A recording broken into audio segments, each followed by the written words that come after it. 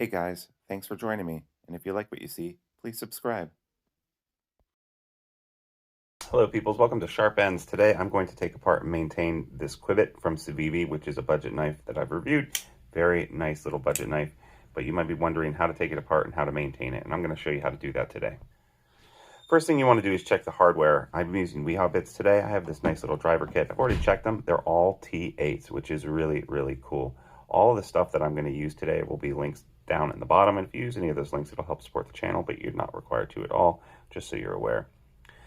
All of these are T8s, so these are Torx bits. And this has basically a little standoff for the lanyard. That might be the hardest part, honestly, to get back in correctly. And then it has these two standoffs. One of the standoffs is actually part of the pocket clip and screws in there. This flush mount, this flush head screw, which I'm not going to worry about today because I'm not going to change it to be a left-hand carry, is actually a T6 I found.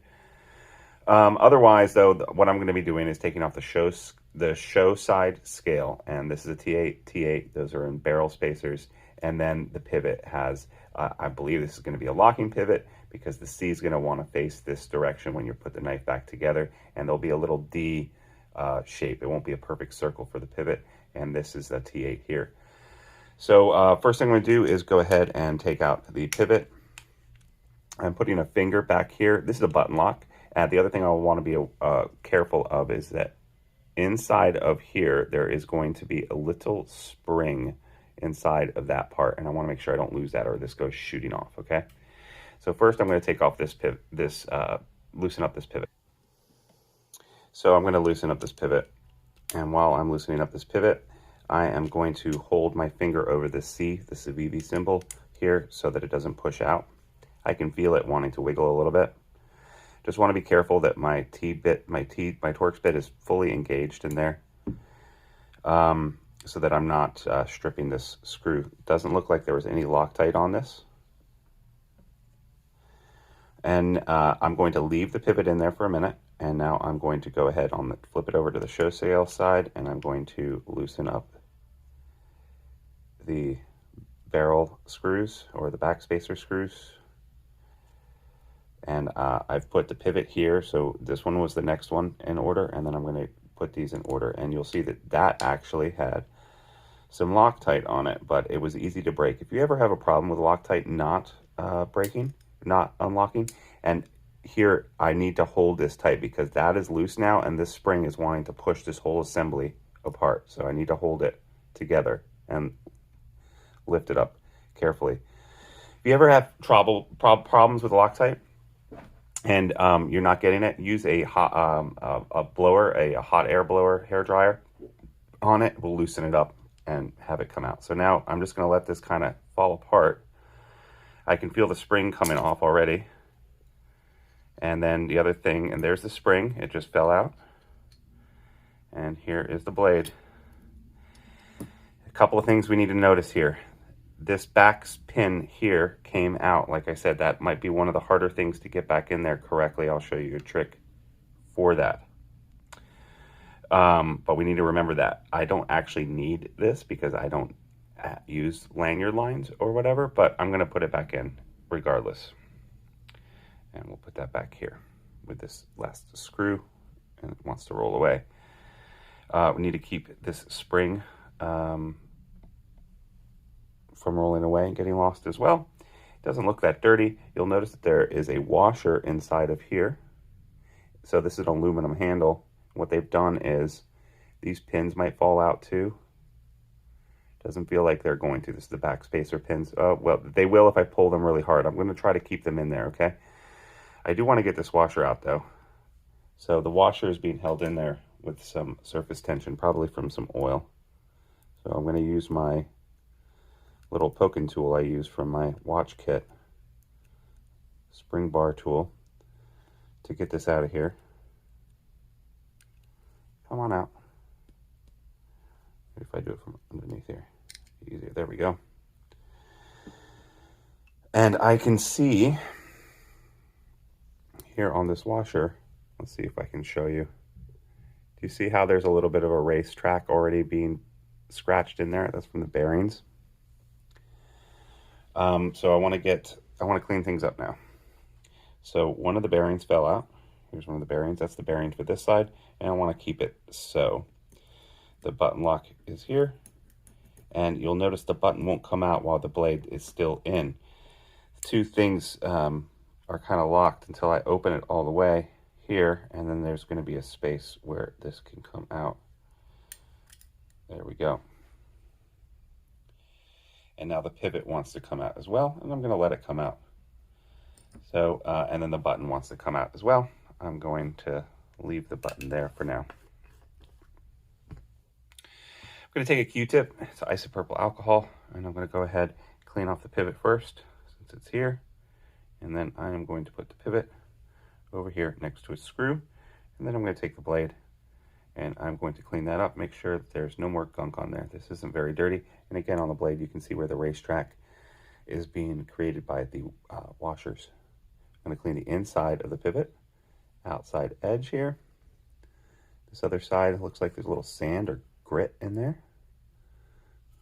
I don't remember taking to the beach, but I could have. This is 14, I believe this steel is 14N. 20 or 14C28N, so it is stainless steel. Not a highly stainless steel, it's not like something like crazy like Vanex. Super clean, but the carbon content is high.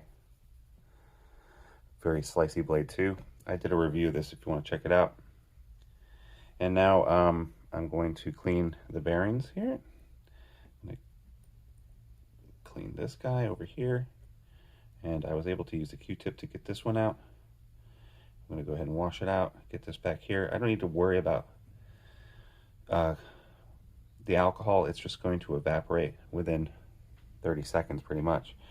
So once it's clean, I can just kind of put it together and pretend like it's dry, because it will be soon. I do want to avoid putting any kind of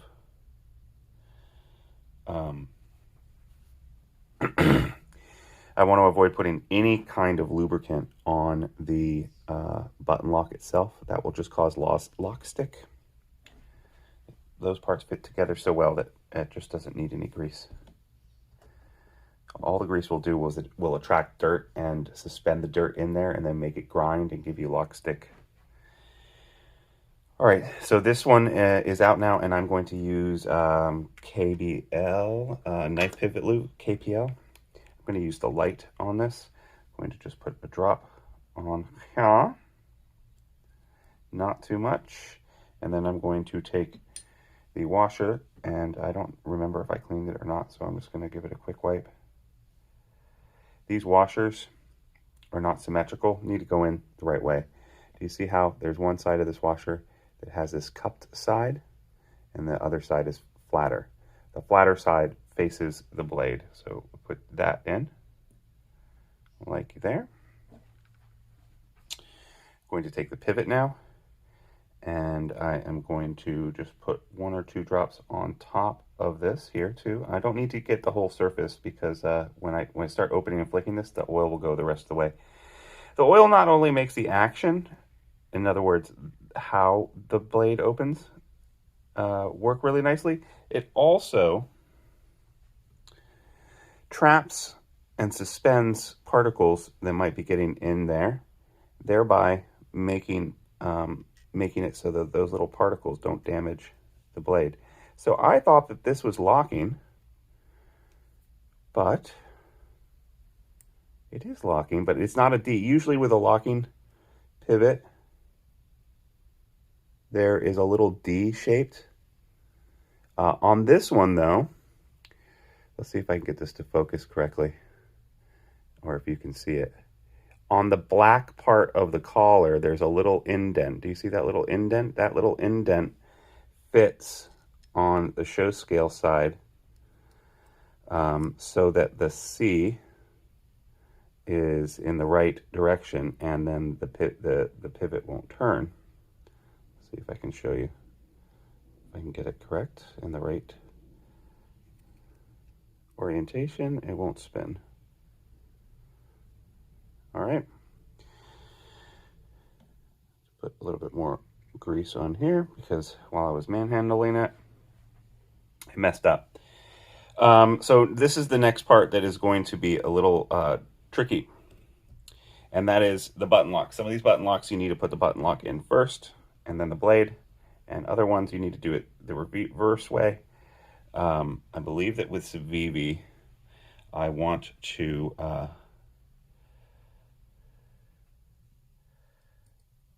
put the button lock in there. Notice the spring is there, okay? And now I'm going to put the blade in. I already have grease on the pivot and the other things, but I'm just going to put just a little bit more where I see the racetrack. I'm just going to put like just one little drop. That'll help. I'm going to avoid putting any kind of lubricant though up here or down here where it might get into the button lock. And it looks like I put a little bit too much on, so I'm just going to wipe some off with my finger. And there we go. And then you'll notice these two spots here. These two holes are for these two pins. And then the one that I'm missing is the lanyard pin, which is right here. And I'm going to take that lanyard pin before I forget, and I'm going to put it over here. Now this is together, but in order to continue to put it together, I need to put the washer on first. I don't know if I clean this, so I'm just going to take my Q-tip and clean it real fast. And again, the flat side of the washer where it hasn't been pressed by the tool, not this side, but this side goes next to the blade. So I put that down. And then I want to make sure I put the washer back in the correct way. So I'm going to look for its racetrack. I see the racetrack that's been made by the bearings. So I'm going to put that in here. Actually, I'm just going to go ahead and put that on the washer so I don't have to worry about it falling off. And then the next tricky part is going to be flipping this over and putting it on the hole that the button lock goes in here is going to be tight and it's going to resist me, and that's where I'm probably going to get into some trouble. I'm going to have to look down and make sure that the spring gets in this hole here. So I'm putting my head down low to make sure everything gets lined up before snapping it together. And then if I've done my job correctly, this will be in there, and it is currently, the button lock is not where I need it to be. It's okay, that happens. So what am I going to do? I'm going to then push this forward, spring here. I'm going to do this, but now I'm pushing the button in so that it's past the blade a little bit. And then I'm going to try to sandwich it all together very carefully. I'm going to get my head down low to make sure that the spring goes in its little hole.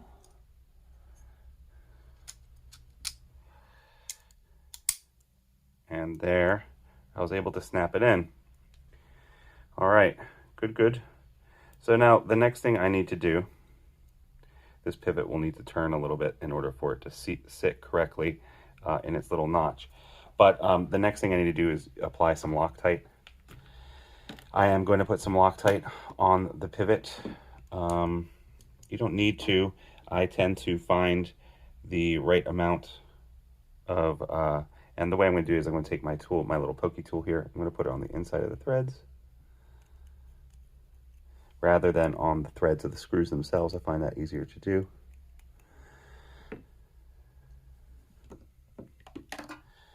I like to do that because I find the right tension that I need so that the blade is centered and that there's no blade play when it's open with the lock. And then when I have that all set, I let it sit for 24 hours to Loctite, and then it'll be perfect. And I'm using the lightweight Loctite so that I don't have to worry about breaking it back open when I want to use it. So we just need to use this one screw. There's a second screw there for if you are going to change your pocket clip to the other side. They have a little notch there, which is great. I was able to get the pin in the back in the correct place. That's awesome. Sometimes those back pins, when it has a lanyard pin instead of a lanyard hole, that pin can be a pain. But I was able to get it, which is great. So I'm going to make these nice and snug, but not too snug. I'm not going to, you know, tighten them down hard. I'm going to flip this over and worry about the pivot next. And hopefully I've done this correctly. Again, with the pivot, I'm just going to turn it a little bit till it gets in there. I still need to, there we go. So what I'm letting this spin freely right now until it gets to where the C was when we started, which is all the way around here, I think. And then when it stops spinning and sits in its hole, should be good to go.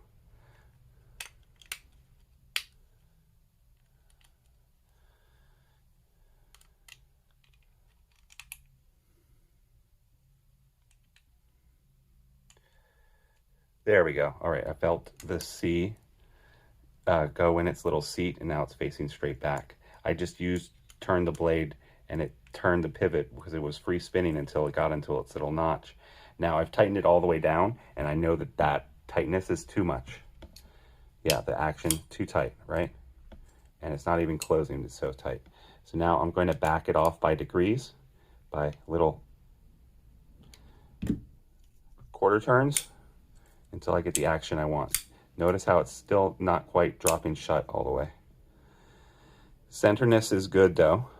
With button locks, you usually don't have to worry about centerness. It's things that have the detent on the side of the blade, like a liner lock or a frame lock, that you have to worry more about centering, and that's a different kettle of fish. All right, action's pretty good.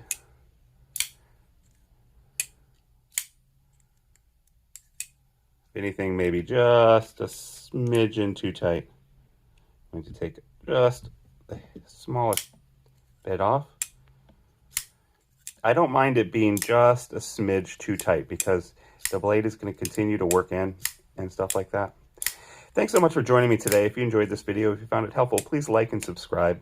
You can also join me on Instagram at my channel over there, and you can also become a channel member or a Patreon member if you would like to continue to support this. All the links down in the description below are will help the channel as well. Just a couple of cents or whatever if you happen to use that link, but it does help, so thought you should be aware. But I'm self-funded, so anyway, thanks guys. Really enjoyed doing this for you. I hope it was helpful. I guess I'm going to go ahead and, now that the pivot's done, I'm just going to make sure that these are nice and tight. And then I'm going to let it sit for 24 hours. And let the Loctite lock it up, and it'll be good to go the next day. Yeah, action's great now. Super smooth. And of course, you have to open it like 50 times just to make sure that the oil gets worked in and around. Cool, cool. Thanks, guys. See you guys next time on Sharp Ends. Bye-bye now.